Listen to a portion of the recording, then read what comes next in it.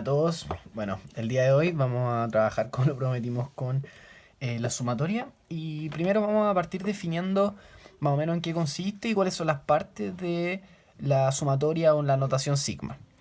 Primero que nada, nosotros vamos a definir una suma o una sumatoria a, valga la redundancia, una adición sucesiva de términos desde un punto hasta un final. Entonces, en este caso, por ejemplo, que es la sumatoria más común, vamos a definir la suma desde 1 hasta n de los respectivos términos. En este caso sería 1 más 2 más 3 más tanto, tanto, tanto, hasta n, siendo n el final. Entonces, en resumen, nosotros vamos a definir una suma de un término enésimo desde, en este caso, 1 hasta n.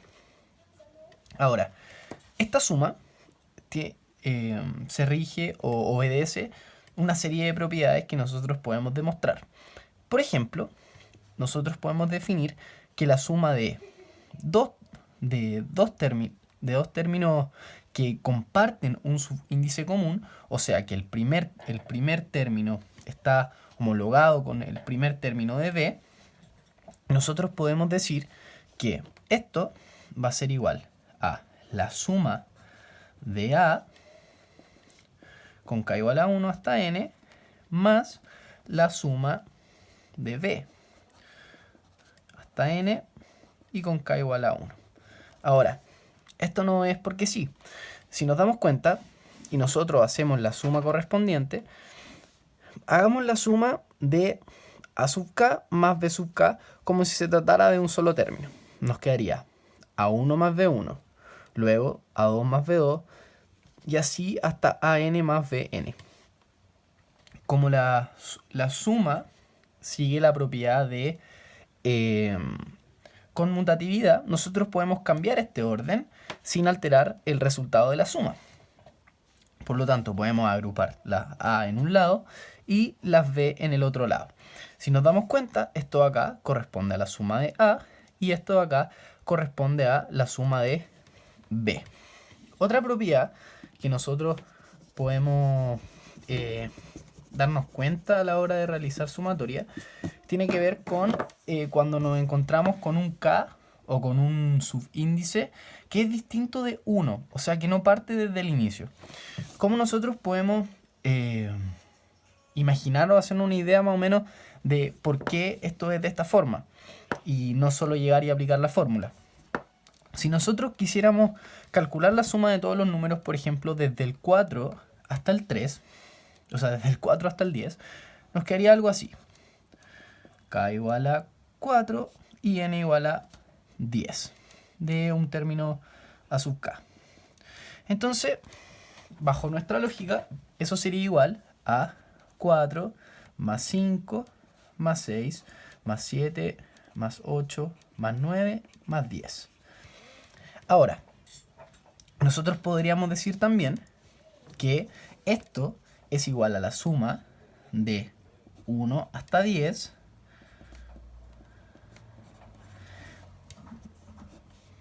menos la suma de 1 hasta 3. ¿Por qué? Porque a esta sumatoria desde 1 a 10, la parte que le falta es del 1 al 3. Si nosotros reescribiéramos esto en la notación de la sumatoria, nos quedaría que la suma hasta 10 desde 1 de a sub k menos la suma hasta 3 con k igual a 1 de a sub k. Entonces, cuando nosotros nos encontramos con esta notación en donde k igual a 1, es mucho más fácil trabajar. Y utilizar estas propiedades nos va a ayudar a poder hacer una resolución de los problemas que sea mucho más fácil. A diferencia de cuando nos encontramos con el subíndice diferente de 1. Ahora, siempre hay que tener en claro que este número de acá, que puede ser K o puede ser I o J, independiente de la letra con la cual lo denotemos, debe pertenecer al conjunto de los números naturales. Debido a que nosotros estamos hablando de una cuenta, o sea, de una serie de números que forman parte de un conjunto. 1, 2, 3, tercero, cuarto, quinto. No hablamos de partes del número, de partes del elemento que se está sumando, sino de su elemento como cantidad. Por eso que K pertenece a los números naturales.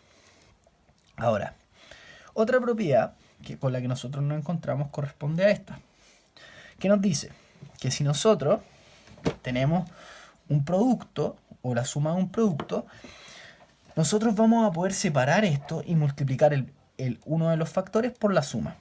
Si nosotros lo aplicamos en la práctica, por ejemplo, la suma de el mismo n con k igual a 1 de c por acá, esto nos quedaría de la siguiente forma. Nos quedaría a1 por c más a2 por c, así hasta an por c. ¿Qué podemos hacer nosotros? Podemos factorizar por c y agrupar los siguientes elementos. Nos quedaría así. ¿De qué nos damos cuenta acá? De que este término está multiplicando a esto que para nosotros ya es conocido, que corresponde a la suma de A. Y esto explica por qué la propiedad queda de esta forma. Ahora, ¿qué pasa cuando nosotros tenemos la suma de un número que no posee un subíndice, sino que es un término como tal? Un típico ejemplo podría ser, por ejemplo, la suma, esta suma de acá. Entonces, ¿qué es lo que nos dice esta sumatoria? Porque en el fondo 5 no varía. 5 no va a estar variando según un subíndice. Es solo un número. Entonces, ¿qué nos dice la suma? Nos dice que 5 se va a sumar de 1 hasta 10 veces. O sea, vamos a sumar 5 más 5 más 5. Y esto por un total de 10 veces. Lo cual significa que corresponde a la multiplicación de 5 por 10. Por otro lado, nos encontramos una propiedad súper recurrente e interesante de trabajar, que corresponde a la propiedad telescópica de la sumatoria. En este caso, lo que dice es que si nosotros nos encontramos, por ejemplo, con algo así, si lo escribiéramos por extensión, nos quedaría de la siguiente forma. Si A es igual a K desde 1, sería A1 menos A sub 0. Después le sumo A2 menos A sub 1. Luego A3 menos A sub 2. Sumo. Y al final con A sub n menos A sub n más menos 1. Ahora, si nosotros ponemos atención en esta serie de acá, nos damos cuenta de que este término que encontramos aquí se cancela con este término que encontramos acá. Este término que encontramos acá se cancela con este término que encontramos acá. Y en el fondo, siguiendo esa lógica respectiva, se cancelan absolutamente todos los términos con excepción del menos A sub 0 y del A sub n. Lo que reorganizándolo nos queda de la forma A sub n menos A sub 0. Y eso explica la propiedad telescópica, que es una propiedad que podemos revisar con más detalle más adelante, y todas las aplicaciones que tiene con sumas parciales, etc. Por otro lado, tenemos sumatorias que son, o sumas que son clásicas, que tienen que ver con sumas que se utilizan muchas veces y que asumimos que existe una fórmula, la cual ya está demostrada, para la cual siempre se cumple. Por ejemplo, la suma del cuadrado queda descrita por esta fórmula de acá, y la suma del cubo queda descrita por esta fórmula de acá. Puede quedar a gusto del suscriptor demostrarlo o no. En el caso, si quiere demostrar, se puede demostrar fácilmente por inducción.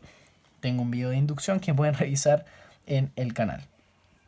Por último, vamos a revisar otra propiedad que, si bien no se trabaja mucho o no se utiliza mucho, si es que alguno tuvo la oportunidad de verlo en el colegio, por ejemplo, tiene que ver con la propiedad del reloj. ¿En qué consiste la propiedad del reloj? Es una suerte de cambio de variable para hacer más cómodo, por decirlo así, el trabajo con la sumatoria. Un ejemplo que podríamos plantear, por ejemplo, sería el siguiente. Si tuviésemos una suma, la misma suma hasta 10, desde 4, de un término a sub k, nosotros podemos hacer un cambio de variable en donde vamos a decir que se le adiciona en la misma medida tanto a la parte de arriba, vulgarmente, como a la parte de abajo, una misma constante o un mismo término. Entonces, si nosotros se nos hiciera más cómodo, por ejemplo, trabajar con k igual a 1 o con un subíndice igual a 1, podríamos transformar este k en un i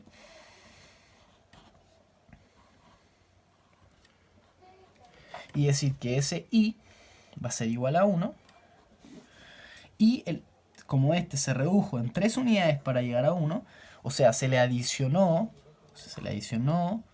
un menos 3, este menos 3 también debe ser adicionado arriba, por lo tanto nos quedaría 7.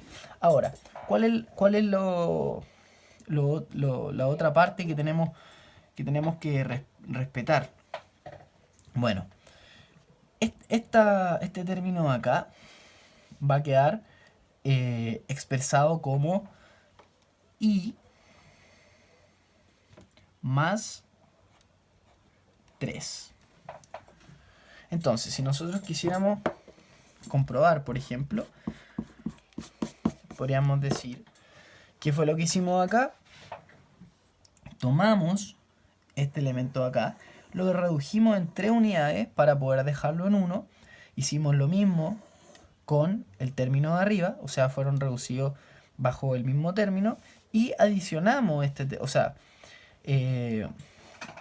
redujimos en la misma medida el valor de nuestro elemento acá en 3. Entonces nos quedaría básicamente menos 3, y eso nos da como resultado el más 3. Estas sumas de acá son equivalentes, por lo tanto ambas dan exactamente el mismo valor. Eso fue todo por hoy, lo relativo a sumatoria, y iré subiendo también ejercicios de resolución de problemas con respecto a sumatoria para que vayan entendiendo bien cómo se trabaja.